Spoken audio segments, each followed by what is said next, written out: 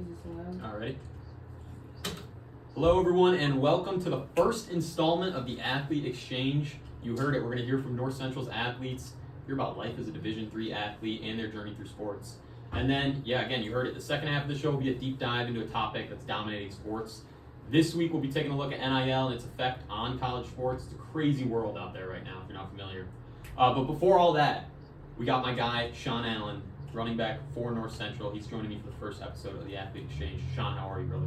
How you doing, man? Doing good, man. Just got the W against Carthage today. Yep. Thanks for having me, man. Of course, dude. Thanks for doing it. First episode. Yes, sir. Yeah, you're the first. 62-0 today against Carthage. Huge win. So I'm going to introduce you a little bit. I'm going to glaze you a little bit. Sean Allen had an incredible high school career at Homewood Flossmoor. School record your junior year, 2,082 yards, 25 touchdowns. Became the school's leading all-time rusher. From there, you went to D1, Illinois State, saw some action there, and then transferred here to North Central in 2023. 2 great seasons, top 8 both years in the CCIW in rushing, and then national championship last year. And now you're back for your final collegiate season. 2 great games already, 99 yards week 1, 78 today, and along with 2 TDs today. So, Sean, how are you, man? Doing good, man. This journey here to North Central has been a lot different. I got here in 2023. Left Illinois State, had some things going on there, and it just wasn't working out. So when I came here, I was welcomed in with open arms here, and this program is very special. And they win here, they win national championships, and not only do these coaches or the people, the staff, they care about you off the field too. You know what I'm saying? They take care of you, and it's been a great journey here. I learned a lot. You learn a lot through college football, but. Me going into this being my final season, man, it's just trying to go out with a bang. Give it everything I got every game and do whatever I have to do to get my team the W every week. Yep. So, Love that. So, you're interesting because a lot of guys come in just straight into D3, commit to North Central, but there also are a lot of transfers from D1 schools, and you're one of those. So I feel like you have a unique perspective. I mean, you've seen a D1 program, you've seen what that looks like. Granted, Illinois State's not competing up there, but they're a D1 program. Right. What are some of the differences versus how North Central's program is run, or even similarities to a D1 program? Yeah, so at the D1 programs, you have those.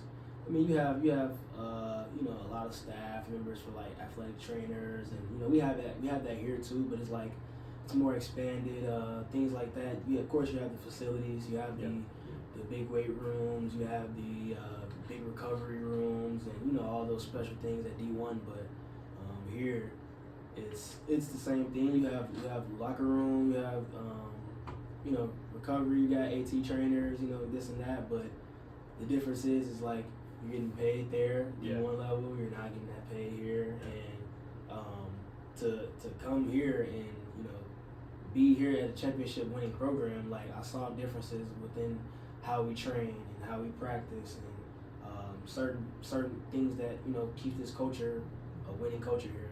And the standard is the standard here. That's what they say. Mike Tomlin. Yeah, they keep us well connected to as a team.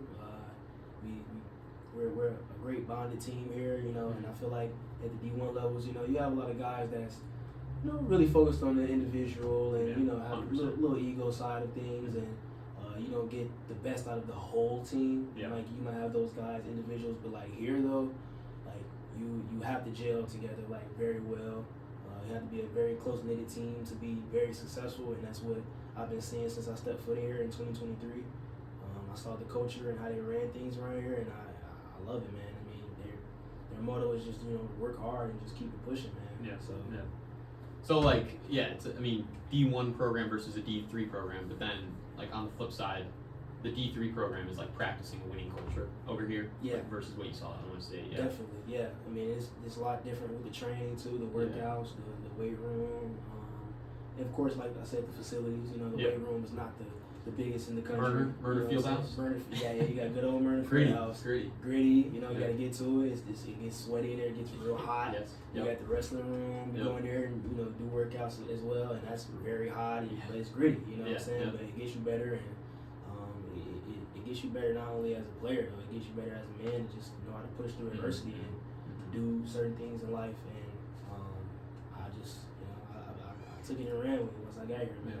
What are like some specifics like you've noticed? I don't know, like whether it's like, I mean, I know you guys have like team like study sessions and stuff like that, but like, what are some specifics that like jumped out at you when you came here? Like, wow, like this is not, like this is what a winning culture looks like at North Central versus like Illinois State, kind of maybe a little different. Yeah, so I think the coaches were more personal with us. They were more hands on, like as far as like I said, like they just cared about you on and off the field. Not saying at the D1 level like they don't care about you, but that's just kind of like that was my experience, and I just wanted to go somewhere that they cared about the players on and off the field, and they wanted to see you grow as a man. And that's what I saw here. That was like that surprised me and shocked me once I got here, because you think about a D3 level, you like, oh, it's just D3. It's the the bottom of the bottom, but it's really not though. Like you really here for a grind. You have to grind. You have to get everything you want, everything every day. So that's just the difference I saw, and man, I'm just it just got me better. Man. I love that. All right, we'll switch gears a little bit. Like, I guess we've talked about coaches. One thing like I've noticed through my athletics, I run track for the listeners out there. I run track here, D3, a little bit lesser of a program than the football program. But one thing I've noticed, like even when I was playing football in high school, like the impact and role that coaches play, I've always been like very particular about like you're able to notice who's a good coach and who's a bad coach. You still want to have they're still your leader. You want to respect them, but like you notice who's a good coach and who's a bad coach, and like whether they leave a positive impact or a negative one. So basically, like, have you noticed this yourself? Like, and are there any coaches like in your career that have really stood out to you, either for how good they were or like because they weren't great? Yeah.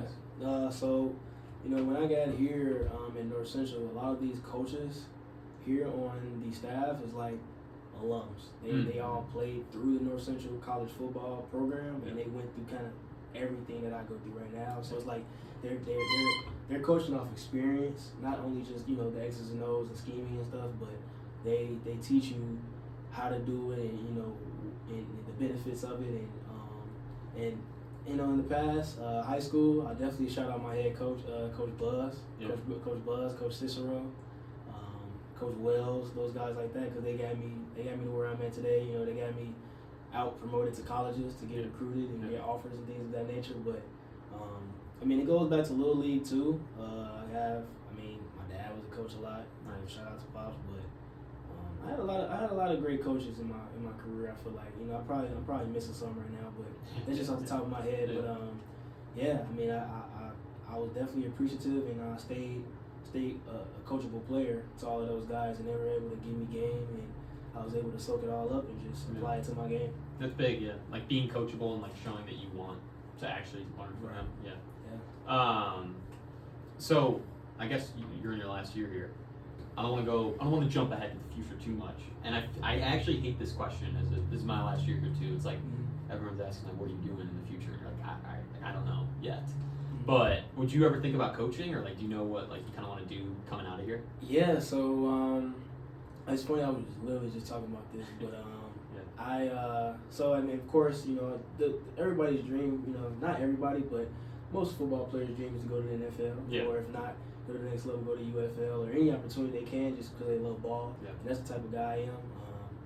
I just want to take it 1 week at a time, 1 game at a time, and try to get this natty, of course. But after this, though, I definitely want to try to, do maybe a pro day, do a combine, do some things to get in some scouts' face and to show them what I got. But coaching though, I can definitely take that route too, because I have a lot of experience and a lot of knowledge when it comes to the game of football. I've been playing since I was 4 years old, so like I can tell you the ins and outs of everything, and I think I'll be a very good coach. I feel like you get like beyond the X's and O's, you get like just hearing you talk about like the culture, you understand like the mental side of it. I don't know, and like the egoless like kind of like team you need. Yeah, you said you've been playing since you were 4 years old. Yeah. So, like, was there a moment? Was it always just football, or was there like a moment maybe when you were younger where you were like, "This is what I want to do"? Yeah. So, you know what? It's a funny story. When I was like 4 years old, I played baseball. My dad put me in baseball, and I was a big baseball guy. I was pretty good. But then you get to the level, I forgot what it's called, maybe Pinto or something like that. I don't know, but it got to the level where the kids were pitching. So like you know, like Yep. the little league, you have Yeah. the coach pitch it to you You under have the hand, toss, a little yep. toss. But it got to a point where the kids were pitching and they didn't have the best aim. So I got whacked in my head like 3 games. Uh-huh. And I just started running out of the plate. Like my dad took me out of baseball because I was running out of the plate. Like out of the batter's I box. was like scared. I was scarred of getting hit in Yeah, my head yeah, again. yeah. So like he was like, you know what, I'm playing with football, and ever since then, football has been all I knew. Like you know, I played basketball. You know, I played AAU, rec ball league, and all that. I ran track too. Mm-hmm. Got some accomplishments with that through middle school and high school a little Mm-hmm. bit, but yeah, it's just been straight football. I'm a football guy, man. It's been all my life, dude. Yeah. So like middle school, you started, or earlier than that, and then. Well, yeah, no. For football, I started when I was 4, and it was little league. Yeah, like flag. And yeah, then, like. Yeah. Well, I actually didn't start off with flag. I started off with the pads. Oh wow. With the helmet. Great. And and it was called the Richmond Park Raiders. So it was like my little league team. Yeah. Over there and out in Richmond Park. If anybody's familiar with that, but yeah, I mean, ever since then, I mean, that's just all I knew. Like it's really all I knew, and I got out in the field and just I got to work immediately. Rest is history. Rest is history. Yeah, I'm here. Yeah. So, I guess like going along, kind of like it's been your identity for a while now. Like, did you ever deal with like, I guess, especially at the athlete or the D3 level for athletes, like dealing with like burnouts and kind of just like, I don't know, putting things in perspective, like especially in like these sports where you don't really have a future, like track, like we're not going to the Olympics or whatnot. So it's like it's done after this. So do you ever deal with like burnouts or just like kind of like mental barriers you got to get through? Oh yeah, definitely. If a guy that plays ball and he's very passionate about it, if he tells you he never had a mental barrier or a hardship or adversity, he's lying, because man, you go through it all the time. I'm always in my head about certain things, and I think I've grown and matured about that.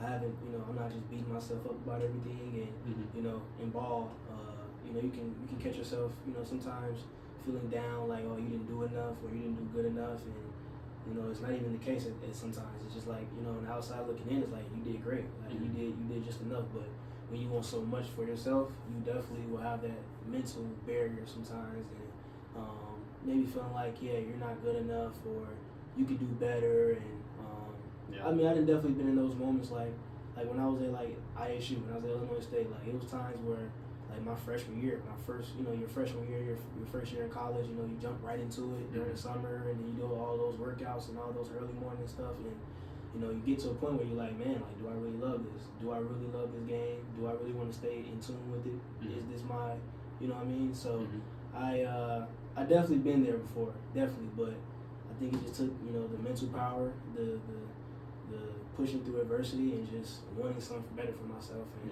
just wanting to have a great result and outcome, at the end of the day. Yeah, I love that. This is like kind of along the lines of hardships, I guess, too.